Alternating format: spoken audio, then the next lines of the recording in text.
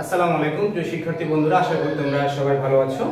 তোমাদের মতো যারা 2024 সালে অর্থাৎ অল্প কয়েকদিন পরেই এইচএসসি পরীক্ষা অংশগ্রহণ করতে যাচ্ছ, তোমাদের জন্য অগ্রিম শুভকামনা জানাচ্ছি। এবং তোমরা যারা ব্যবসায় শিক্ষা শাখার স্টুডেন্ট এবং যাদের ফিনান্স, ব্যাংকিং ও বীমা প্রথম পত্র বইটি রয়েছে বা বিষয়টি রয়েছে, তাদের জন্য মূলত আজকের এই ক্লাস। আমরা তোমাদের এই ক্লাসে খুব সংক্ষেপে কিভাবে পাস করতে পারো ফিনান্স ফার্স্ট পেপারে, অথবা খুব সংক্ষেপে কয়েকটা অধ্যায় করে কোন কোন টপিকসগুলো করে তোমরা ফিনান্স ফার্স্ট পেপারে A+ অর্জন করতে পারো, সেই বিষয়ে পূর্ণাঙ্গ একটি শর্ট সাজেশন দেব। তোমরা শুরু থেকে শেষ পর্যন্ত ভিডিওটা দেখবা, আশা করি তোমরা খুবই উপকৃত হবা। এই মুহূর্তে আসলে তোমাদের নতুন কিছু করার নেই, তোমরা যারা আগে করেছো এগুলো একটু রিভাইজ দিবা, তাই না? আর তোমরা যারা একদমই করো নাই, ফাঁকিবাজ স্টুডেন্ট, তাদের জন্য আজকে 2টা অধ্যায় বা 3টা অধ্যায় আমি সাজেশন করব। এই তোমাদের যে কয়টা দিন সময় আছে, তোমরা সেখান থেকে এই অধ্যায়গুলোর মূল টপিকগুলো তোমরা যদি তোমরা ভালো করে অধ্যয়ন করো, আশা করি তোমাদের ভালো একটা স্কোর করে তোমরা পাস করতে পারবে। তো আমরা কথা না বাড়িয়ে শুরু করছি। দেখো, ফিনান্স ফার্স্ট পেপারে সংক্ষিপ্ত সিলেবাসে 5টা অধ্যায় রয়েছে। কয়টা অধ্যায়? 5টা। প্রথম অধ্যায়, তৃতীয় অধ্যায়, ষষ্ঠ অধ্যায়, এরপরে হচ্ছে অষ্টম অধ্যায়, নবম অধ্যায়। প্রথম অধ্যায়ের নাম হচ্ছে যে ব্যবসায় অর্থায়নের মৌলিক যে বিষয়সমূহ সেটা নিয়ে আলোচনা। তৃতীয় অধ্যায় হচ্ছে টাইম ভ্যালু অফ মানি, অর্থের সময় মূল্য। ষষ্ঠ অধ্যায় বলা আছে দীর্ঘমেয়াদী অর্থায়ন। অষ্টম অধ্যায় মূলধন বাজেটিং ও বিনিয়োগ সিদ্ধান্ত, এবং নবম অধ্যায় ঝুঁকি এবং মুনাফার হার। তো এই অধ্যায়ের ভিতরে আমরা যদি একটু ভাগ করি, এই প্রথম অধ্যায়টা হচ্ছে থিওরি, আর এই 4টা অধ্যায় হচ্ছে তোমাদের ম্যাথমেটিক্যাল ড্রপ।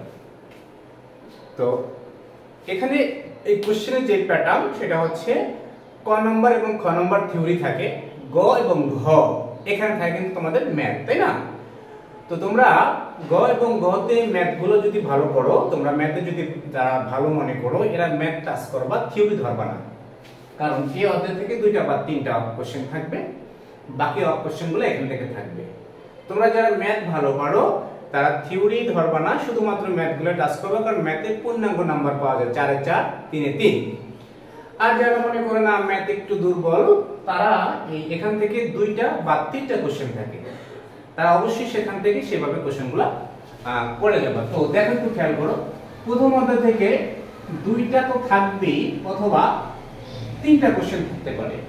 থিওরি 2টা থাকবেই, 3টা কোশ্চেন থাকতে পারে।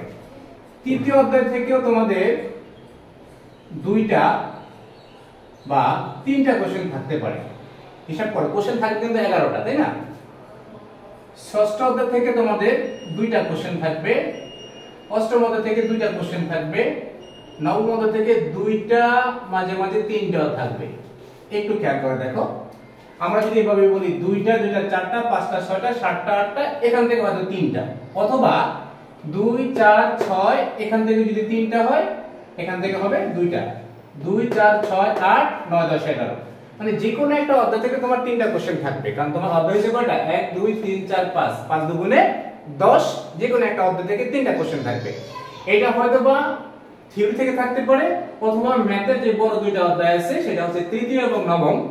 অষ্টম অধ্যায়টা একটু বড় অধ্যায়, কিন্তু সেখানে শেষে যে আইআর কোশ্চেনগুলো থাকে সেখান থেকে কোশ্চেনগুলো থাকে না সাধারণত।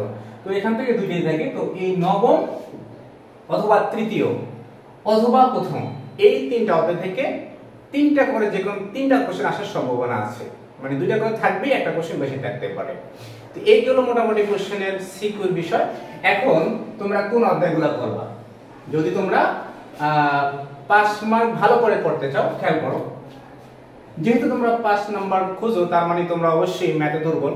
তো তাদের জন্য আমি বলবো প্রথম অধ্যায়টা অবশ্যই করবা, কারণ এটা হচ্ছে সম্পূর্ণ থিওরি। ভাগ্য ভালো থাকলে 3টা অথবা 2টা কোশ্চেন সম্পূর্ণ থিওরি পড়ে যাবে। এরপরে আসে যে ষষ্ঠ অধ্যায়, ঠিক আছে? ষষ্ঠ থেকে 2টা কোশ্চেন, খেয়াল করে দেখো, তোমরা যদি এই জোড়াটা পছন্দ করো, তাহলে যদি এখান থেকে 2টাও আসে, 2টা এবং এখান থেকে 2টা, মোট 4টা কোশ্চেন। 4টা কোশ্চেন মানে 40 মার্ক, তোমার 5 নাম্বার কেটে যায়। অথবা তুমি যদি এই নবম অধ্যায় পছন্দ করো বা তৃতীয় অধ্যায় পছন্দ করো, তাহলে এটা করতে পারো, প্রথম বা তৃতীয়। টাইম ভ্যালু অফ মানি তোমাদের কাছে অনেক পরিচিত মনে হয়, কিন্তু টাইম ভ্যালু অফ মানি থেকে, মানে তৃতীয় অধ্যায় থেকে ষষ্ঠ অধ্যায়টা কিন্তু খুব সহজ। এই ষষ্ঠ অধ্যায়। এই জন্য আমি প্রথম এবং ষষ্ঠকে প্রথম সাজেস্ট করব। যদি তুমি মনে করো না যে তৃতীয় অধ্যায় 9 10 করে আসছো, তাহলে তুমি প্রথম এবং তৃতীয় অধ্যায় করবা, ঠিক আছে? এই জোড়ায় বাইরে যাওয়ার দরকার নেই। তবে হ্যাঁ, নবম অধ্যায়ের মাত্র 6টা সূত্র দিয়ে তুমি করলে বা 5টা সূত্র দিয়ে করলে, আমি আবার তোমাদেরকে বলে রাখি, এখানে প্রত্যেকটা অধ্যায়ের সুন্দর করে ম্যাথগুলো আমার এই ইউটিউব চ্যানেলে দেওয়া আছে। প্লেলিস্টে গিয়ে তুমি ফিনান্স প্রথম পত্রের অধ্যায় ভিত্তিক কোশ্চেনগুলো খুব সুন্দর করে দেওয়া আছে। মানে প্রথমে তোমার সূত্রগুলি নিয়ে আলোচনা আছে, তারপরে অঙ্কগুলো খুব সুন্দর করে বুঝিয়ে দেওয়া আছে, তোমরা সেখান থেকে দেখে নিতে পারো। ওকে, মানে এই দুইটা অধ্যায়, এই দুইটা করে যে কোনো অধ্যায়ে তুমি 5 মার্ক পেয়ে যাবে কনফার্ম ইনশাআল্লাহ, ঠিক আছে? ভাগ্য ভালো থাকলে এখান থেকে 5টা 4টা তো থাকবেই, ভাগ্য ভালো থাকলে এখান থেকে 5টা অথবা 4টা তো থাকবেই, ঠিক আছে? তোমরা যদি একটু ভালো করতে চাও, না আমি 70% বা 60% নাম্বার ক্যারি করতে চাই, তাহলে আমি তোমাদেরকে সাজেস্ট করব প্রথম, তৃতীয়, ষষ্ঠ এই জোড়াটা পছন্দ করো। দেখো, তার মানে যদি এখান থেকে দুইটা থাকে, এখান থেকে তাহলে 3টা থাকবে, তাই না? আমি তো আগেই বললাম এখান থেকে অথবা এখান থেকে 3টা করে কোশ্চেন থাকতে পারে। তাহলে এখান থেকে 2টা, এখান থেকে 3টা, 5টা, 2টা, 7টা কোশ্চেন তোমার কমন করছে, মানে 70 হিসাব করছো তুমি এ প্লাস কে ঠেকায়। তো তুমি তারপরে যদি বলো না আমি 7টা পারবো না, 7টা কমন করলে আমি 6টা দেব, তাই হতে না? তাহলে এই জোড়াটা করতে পারো, প্রথম, তৃতীয়, ষষ্ঠ। অনেকের কাছে ষষ্ঠ অধ্যায় পছন্দ হয় না, তারা পছন্দ করে আবার নবম অধ্যায়। প্রথম, তৃতীয়, ষষ্ঠ না দিয়ে নবম। কিন্তু আমি বারবার বলি ষষ্ঠ অধ্যায়টা খুবই সহজ। হ্যাঁ, এই জোড়াটা তোমরা পছন্দ করতে পারো, ঠিক আছে? অষ্টম অধ্যায়টা আমি সাধারণত তোমাদেরকে যারা কম নাম্বার পেতে চাও, মানে মোটামুটি পাস করতে চাও, বা এ প্লাস দরকার না, আবার 70% 40% নাম্বার থাকলে, 60% নাম্বার থাকলে হয়, তাদেরকে আমরা বলবো যে অষ্টম অধ্যায়টা না করো, কারণ অষ্টম অধ্যায়ের ভিতরে অনেক হিবিজিবি কিছু সূত্র আছে, তাই না? তো এটা বাদ দিয়ে তোমরা কিন্তু 70% নাম্বার পেয়ে, মানে 7টা কোশ্চেনও আনসার করে ফেলতে পারো। কিভাবে? দেখো, এই যে 3টা 2টা 5টা 7টা, অথবা 2টা 3টা 5টা 2টা 7টা কোশ্চেন কিন্তু কমন করা যায়। অষ্টম অধ্যায়টা করতে চাইলে তোমরা করো, এটা আমার কোনো কথা নেই। তো এই গেল আমার মোটামুটি পূর্ণাঙ্গ একটি সাজেশন।